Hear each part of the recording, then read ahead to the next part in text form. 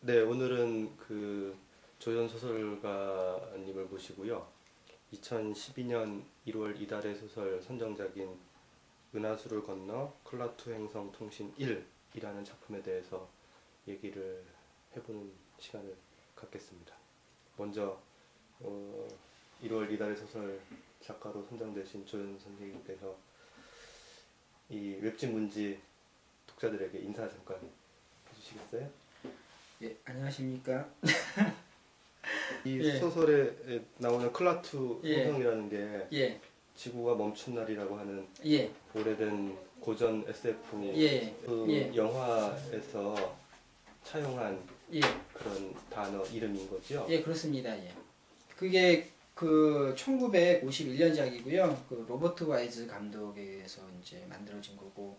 근데 이제 그 당시 이제 냉전시 이제 본격화된 어떤 시기인데 핵 전쟁으로 위한 어떤 그런 인류 멸망의 위기라든지 뭐 이런 어떤 그런 정서들이 있어가지고 그런 위기 의식에 이제 의해서 이제 만들어진 영화라고 할 수 있죠.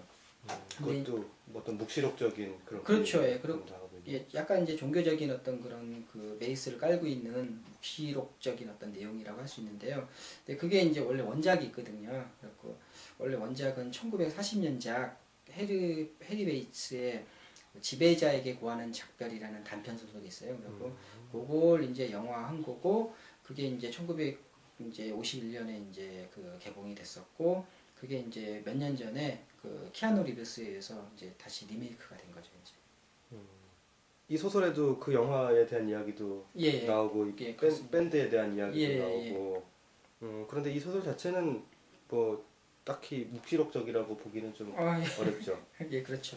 그럼 이 클라투라고 하는 이 이름이 예. 마음에 썩 드셨나 봐요? 아, 그렇진 않고요. 이게 연작 시리즈로 돼가지고 지금 굉장히 이제 예리하게 지적을 해주셨는데 이 첫 번째 연작에는 이제 그 내용이 없는데 이제 원래 연작으로 구상해가지고 나중에 뒷부분에는 묵시록적인 내용이 나옵니다. 좀 예. 이렇게 스토리하고 직접적인 예, 그렇죠. 연관이 생기게 되는 예, 거예요? 예, 생기게 됩니다. 그리고 이제 묵시록하고 연관이 되는 어떤 내용이 되는 거거든요. 예. 예, 그래서 그렇게 구상을 했습니다. 네. 이 조연 소설은 아무튼 공식적인 이 분류로는 예. SF 같은 걸로 이제 분류가 될 법한데요. 예. 근데 이 흔히 SF 소설에서 말하는 그 특징으로 삼는 어떤 뭐 과학적이거나 예. 과학이나 기술의 발달에 의한 예. 그런 어떤 여러 가지 설정이나 뭐 이런 것들보다는 예. 흔히 말하는 여기서 말하는 자주 말하고 있는 평행 우주론이라고 하는 예. 것, 그러니까 일종의 세계관이 이렇게 좀 SF 소설적인 예. 거고 그 안에 들어있는 그 스토리나 담론은 그렇게 아주 예. 많이 뭐 전형적인 SF 코드를 따르고 있는 것 같지는 않은데요. 예. 그 평행 우주론이라고 하는 평행 그 세계관에 대해서 잠깐 예. 뭐 개인과의 관계나 아니면 뭐 실제로 어떻게 생각하고 있는지 예. 그런 거에 대해서 잠깐 이야기를 좀. 근데 평행 우주론적인 어떤 세계관은 제 생각에는 굉장히 문학적인 세계관하고 이렇게 방법론적으로 일치를 하거든요. 왜냐하면 자기가 생각하는 어떤 가상의 세계 이런 것들이 실제로 존재할 수 있다는 어떤 가능성을 갖다가 과학적으로 유추시켜 주는 게 이제 평행 우주론에 대한 어떤 논의거든요. 근데 이제 소설적인 세계관도 마찬가지로 어떤 현실에 있지 않는 어떤 그런 개연성의 세계를 어떤 감성적으로 이렇게 풀어내주는 거잖아요. 그래가지고 그렇게 본다 그러면은 현실에 있지 않은 어떤 세계, 즉 우리 우주에서는 존재하지 않는 어떤 세계가 가능성의 차원에서 존재할 가능성이 있다는 것을 갖다가 이제 독자들에게 이제 보여줌으로 인해 가지고 어떤 삶에 대한 어떤 성찰이라든지 혹은 문학적인 어떤 그런 충격 뭐 이런 것들을 갖다가 보여주는 것이 이제 평행우주론적인 어떤 세계관이나 아니면 문학적인 어떤 그런 특히 소설적인 어떤 세계관이나 이제 제가 보기에는 방법론 쪽에서 일치하는 어떤 그런 거라고 생각하고 제가 이제 그런 어떤 방법론에 끌렸던 것은 그런 어떤 그런 결과가 저기 이제 하나는 이제 과학적인 어떤 그런 충격이 되겠고 하나는 이제 그 심미론적 그러니까 저기 어떤 미학적인 어떤 충격이 되겠는데 그런 것들이 이제 결과론적으로 일치하기 때문에 관심을 가지게 돼서 그런 것들을 이제 좀 활용하게 된 것 같습니다. 은하수를 건너라는 제목 자체는 이 김채원 선생의 예. 1970년대 단편. 예, 1979년작이죠. 예, 79년 이 초록빛 모자라고 예. 하는 소설에 예, 등장하는 한 시의 예, 제목이고요. 이걸 이제 연작으로 쓰고 계신데 예. 이 소설은 제가 특히 이제 조연 선생님 소설 중에서도 특히 재밌게 혹은 흥미롭게 본 게 다른 소설보다 좀 이렇게 겹이 더 많은 것 같다는 그런 예. 느낌을 받았습니다. 예, 그러니까 가령 이 비슷한 그러니까 가령 이제 외계 문명이 예, 지구를 방문하는 비슷한 이 소재를 다룬 고호와의 하룻밤보다 예, 예, 좀 이렇게 다층적인 그런 텍스트라는 예. 느낌을 받았는데요. 예, 그 이유 중에 하나가 이 특파원이라고 이 지구주재 특파원이라고 예. 하는 존재가 예. 좀 특별한 그런 이 위치를 갖고 있는 것 같아요. 예, 이 지구주재 특파원은 이 지금 말씀하신 그런 이제 비슷한 과정을 거쳐서 자신이 그 클라투 행성의 특파원이라는 어떤 사명을 깨닫게 예, 되고요. 그런데 또 그 역할이 예, 그러니까 다시 한번 그 이제 지구에 살면서 다른 이제 지구의 다른 시공간으로 이제 예. 다시 들어가게 되는 그런 예. 이제 임무들을 수행하고 있잖아요. 예, 그리고 이 이제 특파원은 또 나름대로 지구인으로서 혹은 이 한 인간으로서의 괴로움도 여전히 가지고 있는 예. 것이기도 하고요.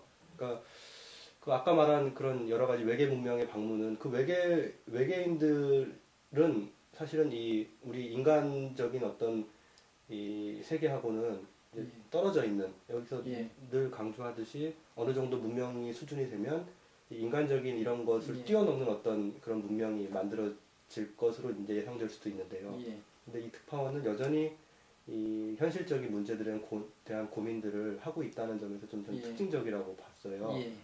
혹시 거기에 대해서 이게 어떤 의도가 있는 건지 그런 거에 대해서 좀 말씀해 주실 수 있어요? 이제 그 어떤 그런 그 완전히 현실과 동떨어진 어떤 얘기보다는 현실에 기반을 둔 것들이 이제 어떤 이제 제가 생각하고자 하는 표현하고자 하는 어떤 그런 그 소설 어떤 그런 방법론하고 이제 매칭이 될 것 같다는 생각이 좀 들었습니다. 그래갖고 이제 그 좀 더 이제 현실에 기반을 둬가지고 이야기를 풀어가는 것이 이제 저한테 굉장히 도움이 된다는 생각을 해가지고 요번에 이제 그렇게 한번 해봤고 그다음에 이제 앞으로 이어질 어떤 연작에서도 그런 식으로 현실에 기반을 둔 상태에서 이야기를 풀어서 하는 것들 이런 것들이 이제 바람직하다는 생각을 했거든요. 근데 이제 기존의 작품에서 굳이 이제 이렇게 변화된 거는 글쎄 딱히 뭐 이유는 없고 그냥 자연스러운 어떤 그런 흐름이었다고 해나 네.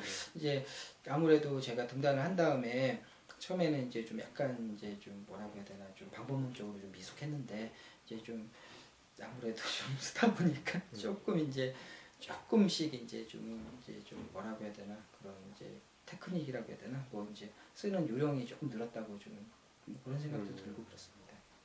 이 자신이 이 특파원님을 자각하게 된 주인공이 예, 그 사실은 이 사랑에 실패해서 예, 그것에 대한 괴로움 때문에 예, 또 괴로움을 해소하기 위해서 예, 이제 그런 것을 자각하게 예, 되고 예, 또 다른 소설에도 보면 예. 그런 어떤 이별이나 이런 것들이 예. 많이 좀 나오게 되잖아요. 남녀 관계 어떤 예. 애정을 예. 사랑 관계를 통해서 예. 그런 소재들이 자주 등장하는 것은 뭐 어떤 이유가 인간이 이제 인간으로서 어떤 실존을 느끼게 되는 것은 이제 뭐 옛날에 뭐 칼 야스퍼스가 얘기했었나 뭐 한계 상황이라든지 어떤 극단적인 어떤 딜레마에 처해가지고 자기 실존에 대해서 번민하고 그러잖아요. 근데 이제 뭐 근래에 들어서는 뭐 전쟁이라든지 뭐 극단적인 기아라든지 그게 이제 현재 우리나라 사회에서는 이제 없는 상태니까 이제 그런 걸 제외한다 그러면은 인간이 이제 한계 상황에 처하는 것은 뭐 사랑의 실패라든지 혹은 뭐 그런 것들이 이제 좀 현실적으로 존재하지 않는가 뭐 그런 생각해서 그런 소재를 취해봤던 것 같고요.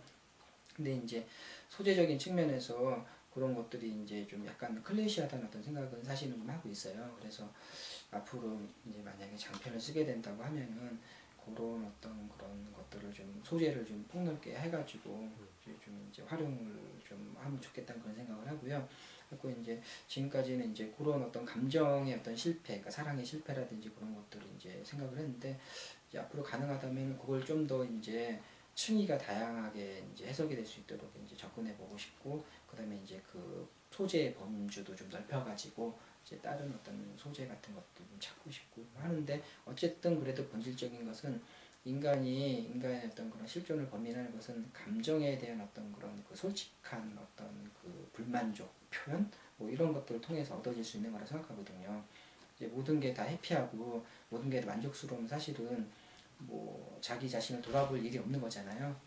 그러니까 인간의 어떤 성찰이라는 것은 자기 자신에 대한 회의로부터 얻어지는 어떤 그런 거라고 생각을 하고, 이제 뭐 그런 것들 위해 가지고 여러 가지 이제 그 현실에 기반한 인간의 어떤 감정선에 기반한 어떤 그런 것들 좀 탐구를 해보고 싶다는 생각이 있고, 이제 요거 같은 경우는 이번 단편 같은 경우는 이제 그런 거에 한 이제 조그만 시도라고 생각합니다.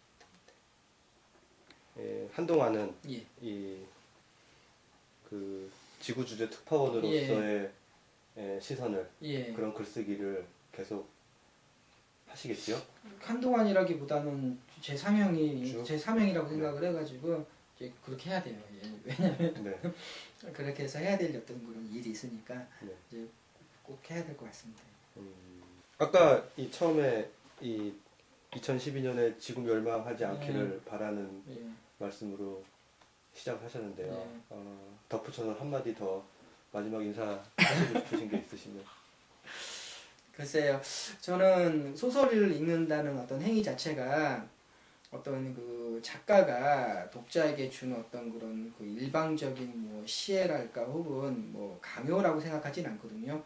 그 독자가 그걸 읽음으로 인해 가지고 다시 이제 그 어떤 반응들이 이제 작가한테 왔을 때, 그게 이제 피드백이 됐을 때 작가는 조금 더 좋은 어떤 글을 쓸 수 있는 어떤 계기가 된다고 생각을 하고, 또 이제 그런 피드백을 받기를 저는 굉장히 원하거든요. 그래서 다른 작가님들은 이제 어떻게 쓰시는지 몰라도 저 같은 경우는 이제 그런 피드백을 이제 많이 필요로 하니까 이제 그 부족한 글이지만은 이제 읽으시고 혹시 기회가 되면 저한테 어떤 그런 것들을 좀 주시면 이제 제가 이제 더 좋은 작품을 쓰는 어떤 그런 계기가 되지 않을까, 뭐 그런 생각을 하고 있습니다. 네. 그게 또 클라트 행성에 보고되거나 이런 건 아닌가요? 이제 보고할 건 보고해야죠. 네.